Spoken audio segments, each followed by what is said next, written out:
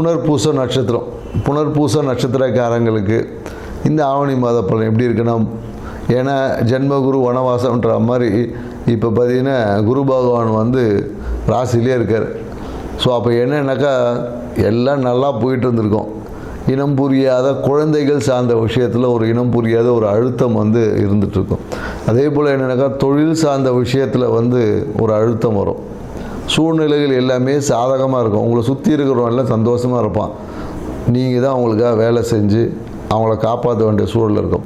அதனால் உங்களுக்குன்னு ஒன்றும் வச்சுக்க முடியாது. உங்கள்கிட்ட எவ்வளோ பணம் வந்தாலும் உடனடியாக அது அடுத்த ஒரு கைக்கு சூழ்நிலைகளால் மாற்றப்படும்.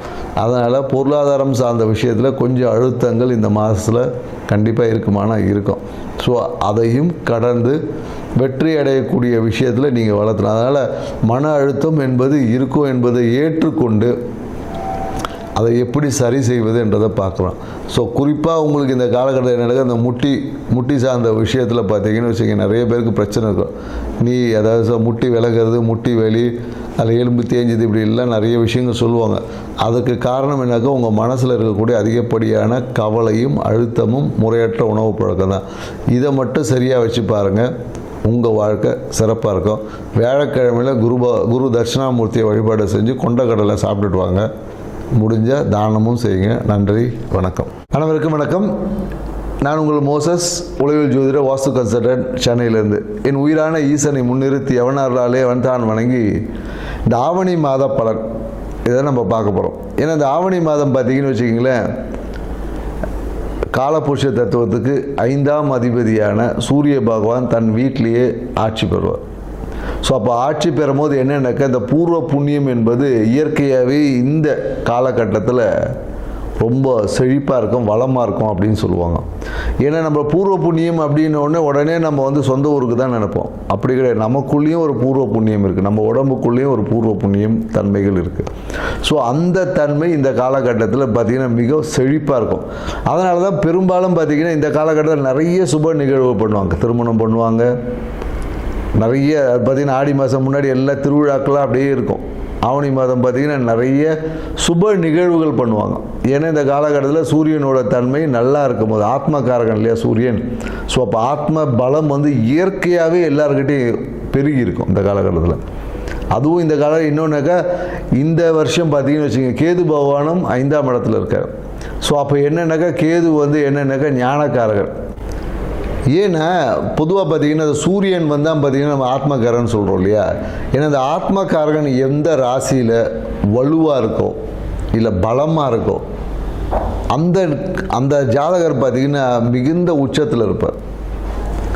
ஏன்னா பார்த்திங்கன்னு வச்சுக்கலாம், ஏன்னா ஆத்ம பலம் தான் தேவை. அதுக்காக தான் ஆன்மீகத்தை நம்ம நாடுறோமே. ஏன்னா இன்றைக்கி நிறைய பேர் ஆன்மீகத்தை எதுக்கு போகிறோன்னே தெரில. நம்மளோட ஆத்ம பலத்தை அதிகரிக்கிறதுக்கு தான் நம்ம இன்றைக்கி ஆன்மீகம் இந்த பரிகாரம்லாம் செய்கிறோம் இல்லையா. இது எல்லாமே உங்களோட ஆத்ம பலத்தை இன்க்ரீஸ். அப்படி இருக்கக்கூடிய சூரிய பகவான் இந்த ஆவணி மாதத்தில் அவர் சொந்த வீட்டில் இருந்து அப்படியே ஒரு ஆட்சி பண்ணும் போது எப்படி இருக்குன்னு பாருங்கள். அதனால தான் இந்த காலகட்டம் நிறைய சுப நடக்கும் போது அது எல்லாமே வெற்றி, காரிய சித்தி, நிறைய பேர் இடம் வாங்குவாங்க. அதனால தான் பார்த்தீங்கன்னா இந்த காலத்தில் இன்னொரு விஷயம் இருக்குது. ஆவணி மாதத்தில் பார்த்திங்கன்னா விநாயகர் சதுர்த்தி. இந்த காலத்துலேருந்து அந்த விழா கோலங்கள் எல்லாமே தொடங்கும். அது வரையும் பார்த்திங்கன்னா ஒரு இந்த மந்தமாக போயிட்டு இருந்தது. இது பார்த்திங்கன்னா விநாயகர் சதுர்த்தி, அதுக்கப்புறம் பார்த்திங்கன்னா ஆயுத பூஜை, அப்புறம் தீபாவளி, அப்படியே பார்த்திங்கன்னா விழாக்களாக அப்படியே வரும். இனிமேல் ஒவ்வொரு மாதமும் பார்த்திங்கன்னா விழாக்கள், இந்த புரட்டாசி மாதத்தை தவிர்த்து. ஏன்னா ஆத்மகாரகன் எந்த ஜாதகத்தில் நல்ல வலுவாக ஸ்ட்ராங்காக இருக்கோ அவங்க தான் உச்சம். ஏன்னா சூரியன் தான் பார்த்திங்கன்னா நம்ம பெரும்பாலும் அந்த அரசியலுக்கு சொல்லுவோம், மருத்துவக்காரகனும் சூரியன் தான். ஸோ அதனால தான் எந்த ஒரு ஜாதகத்தில் சூரியன் வலுவாக இருக்கோ அவங்க நல்ல ஒரு ஃபேமஸ் டாக்டர் ஆவாங்க. அது 2ஆம் அதிபதியோட இல்லை 10ஓட தொடர்பு வரும்போது பார்த்திங்கன்னா மருத்துவத்தில் சூப்பராக இருப்பாங்க. அதே போல் சூரியன் வலுவாக இருக்கிறவங்க பார்த்திங்கன்னா தொட்டாவே குணமாகக்கூடிய கைராசி டாக்டர்லாம் சொல்லுவோம் இல்லையா. அவர் படித்து கூட இருக்க மாட்டார், சும்மா R&D படிச்சிருப்பார், இல்லைன்னா அந்த ஒரு கம்பவுண்டராக கூட இருந்திருப்பார். அவர் பார்த்திங்கன்னா சும்மா ஏதோ ஒரு விஷயம் சொல்லுவார், நடந்துடும்.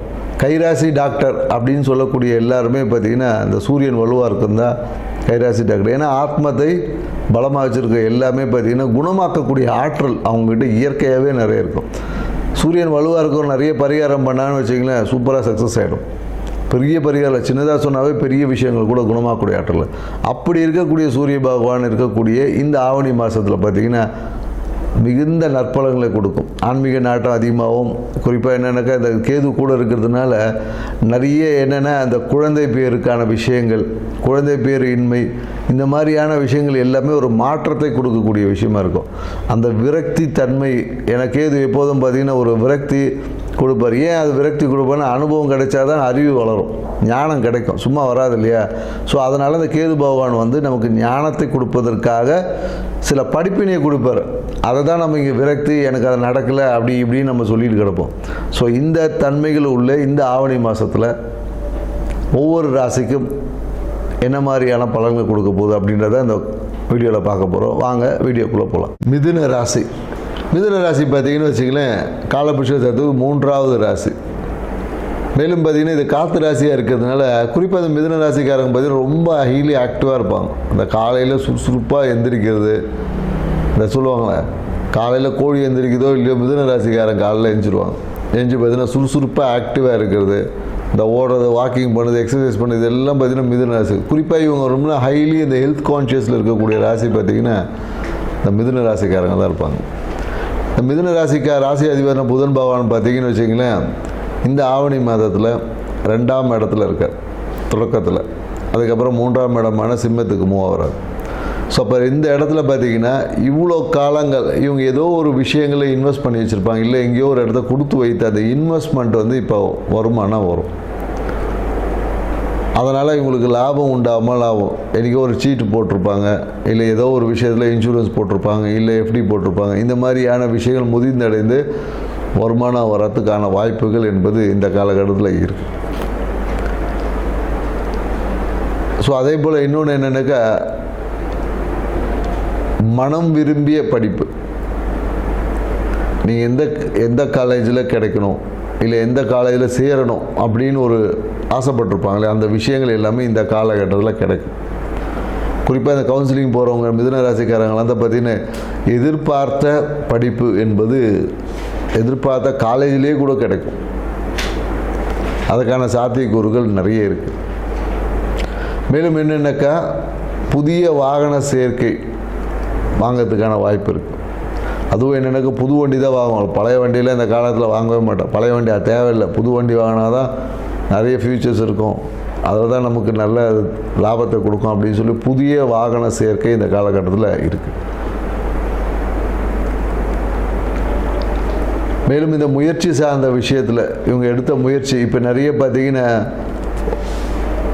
ஆன்மீக யாத்திரைகள், இல்லை நிறைய புதிய சிவன் அடிகாரர்களுடைய நட்பு ஓட்டை உங்களுக்கு கிடைக்கும்.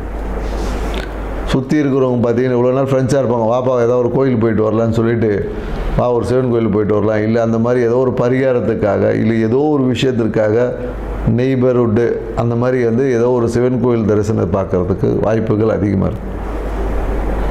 நிறைய வந்து இந்த காலத்தில் அரசியல் தொடர்புகள் எல்லாமே இந்த காலகட்டத்தில் மிதுன ராசிக்கார புதிய அரசியல் தொடர்புகள் வந்து கிடைக்கும். ஆன்மீக தொடர்புகளும் கிடைக்கும்.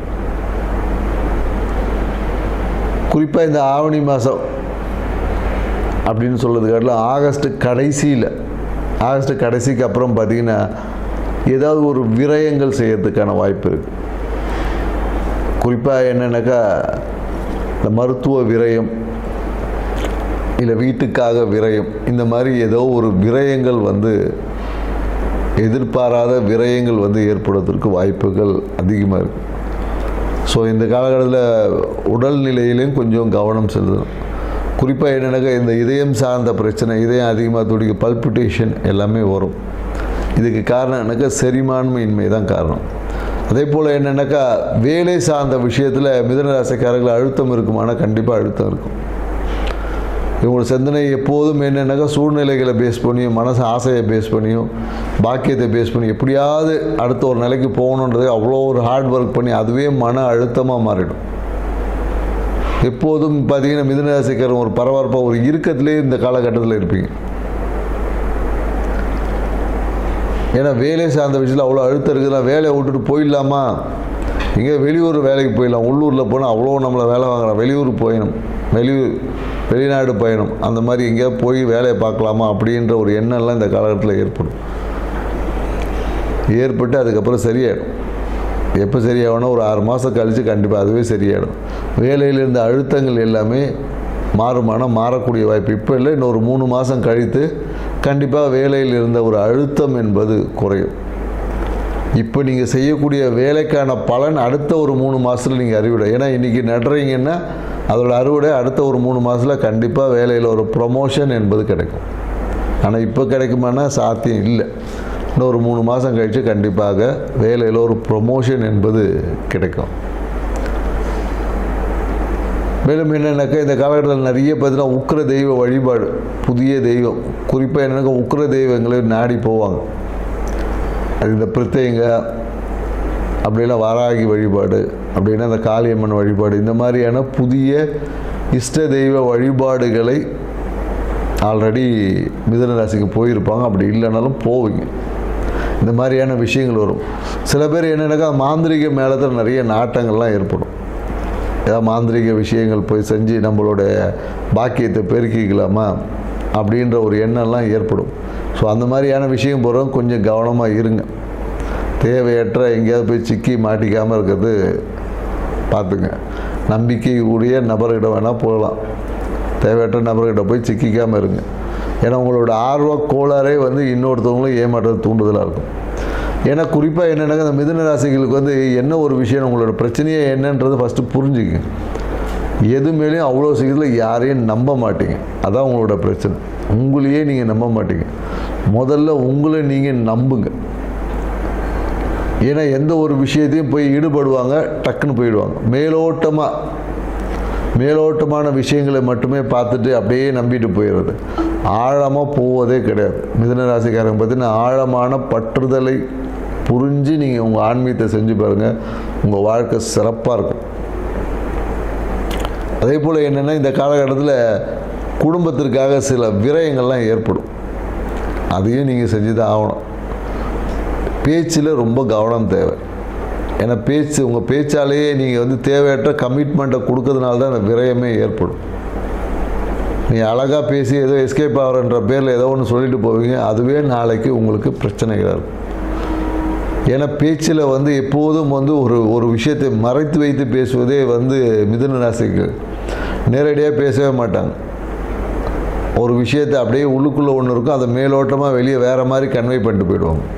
இந்த பேச்சில் நிலையற்ற தன்மை இல்லை, அதில் உண்மைக்கு பொய் பேசுவாங்கன்னு நம்ம சொல்லலை, உண்மையே அப்படியே மாற்றி சொல்கிறது அப்படின்றது நீங்கள் கை தேர்ந்தது உங்களுக்கு. ஸோ அதனால் அதுவே உங்களுக்கு பிரச்சனையாக மாறுறதுக்கான வாய்ப்புகள் இருக்குது. அதனால் பேச்சில் கொஞ்சம் கவனம் செலுத்துங்க. கொடுக்கக்கூடிய வாக்கில் கொஞ்சம் கவனமாக இருங்க. இந்த காலகட்டம் தேவையற்ற வாக்குகளை கொடுத்து அதனால் பிரச்சனையை வாங்கிக்காமல் இருந்தீங்கன்னா ரொம்ப நல்லது. ஏன்னா இந்த காலகட்டம் வேலை சார்ந்த விஷயத்தில் அவ்வளோ அழுத்தம் சொல்லியிருக்கோம். ஸோ இந்த வேலை சார்ந்த விஷயத்தில் அழுத்தங்கள் மாறணும்னா நீங்கள் இரவு தூக்கத்தை கண்டிப்பாக கடைப்பிடிக்கணும். இரவு தூக்கத்தை கண்டிப்பாக இருக்கணும். முறையான ஜீரணம் இருக்கணும். இந்த 2 விஷயங்களும் சரி பண்ணிட்டீங்கன்னா உங்கள் வாழ்க்கை எப்போதும் சுபிட்சமாக இருக்கும். அதனால் உணவு முறையை கொஞ்சம் கையாளுங்க. ஏன்னா நீங்கள் உங்களோட ஆர்வத்தில் நீங்கள் என்ன பண்ணுவீங்கன்னா அந்த ஃபுட் ஹேபிட்ஸ் ரெகுலராக இருக்காது. நேரத்துக்கு சாப்பிட முடியாது. சாப்பாடெலாம் ரெடியாக தான் இருக்கும். அவ்வளோ பரபரப்பாக இருந்து நேரத்துக்கு உங்களால் கண்டிப்பாக மிதுன ராசிக்காரங்க நேரத்துக்கு சாப்பிட முடியுமானா கண்டிப்பாக முடியாது. நேரத்துக்கு சாப்பிடக்கூடிய பழக்கங்கள், ஏன்னா நீங்கள் உடற்பயிற்சி மற்ற விஷயங்களை ஃபோக்கஸ் பண்ணுறீங்க, கொஞ்சம் நேரத்துக்கு சாப்பிடக்கூடிய விஷயங்களை ஃபாலோ பண்ணுங்கள். உங்கள் வாழ்க்கை சிறப்பாக இருக்கும். இதுக்கு நீங்கள் என்ன பண்ணலாம் அப்படின்னு பார்த்தீங்கன்னா ஞாயிற்றுக்கிழமையில் நீங்கள் சிவாலயங்களுக்கு போய் வழிபாடு செஞ்சு பாருங்கள். குறிப்பாக அங்கே என்னென்னாக்கா அங்கே இருக்கக்கூடிய சிவபெருமானுக்கு தாமரை மலர்களால் கொஞ்சம் அர்ச்சனை பண்ணி பாருங்கள். உங்கள் வாழ்க்கை சிறப்பாக இருக்கும்.